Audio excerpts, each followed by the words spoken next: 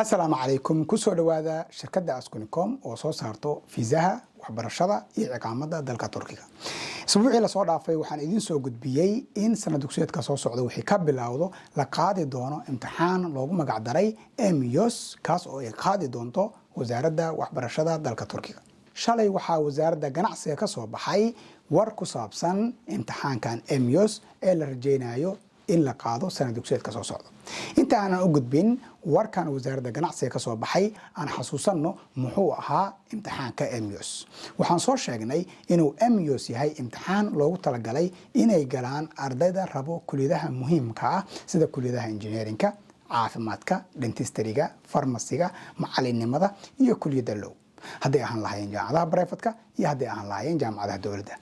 MUSna uu yahay imtixaan ay qaadi doonto wasaaradda waxbarashada dalka Turkiga kaas oo mideynayo dhammaan jaamacadaha dalka Turkiga labada bisha December ayaa wasaaradda ganacsiga waxa ay shaacisay warqad 2 page ah oo ku socoto wasaaradda waxbarashada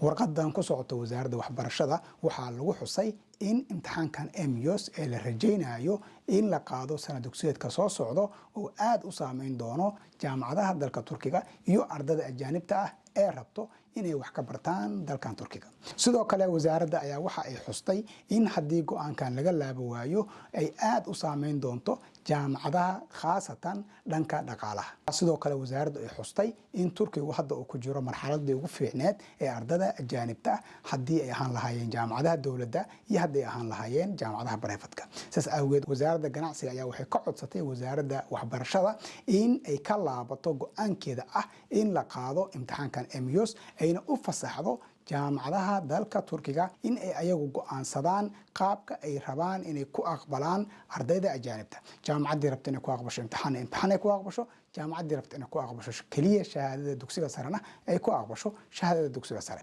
waan arki doonaa jawaabta ay ka bixiso wasaaradda waxbarashadu codsigan uga yimid wasaaradda ganacsiga dalka Turkiga wixii soo kordha oo ku saabsan imtixaankan MUS halkan ayaan idinku soo gudbin doonaa saas awgeed inaad subscribe inoo dhahdaan YouTube page-keena nagalana socotaan dhammaan page-ka aan ku leenahay social media ha hilmaamin ugu dambeyn maadaama aan la ogeyn in wasaaraddu ay ka laabo doonto go'aankan ah in imtixaan laga qaado ardada u baahan kulliyadaha muhiimka ah waxaan rabaa inaan mar kale idin sheego in diiwaangelinta jaamacadaha dalka Turkigu ay ku eg tahay 31 bisha December saas awgeed inaad soo dhaqsataan nala soo xiriirtaan si aan idinkugu xareynana taasi waxay iga tahay codsi iyo wacyigelin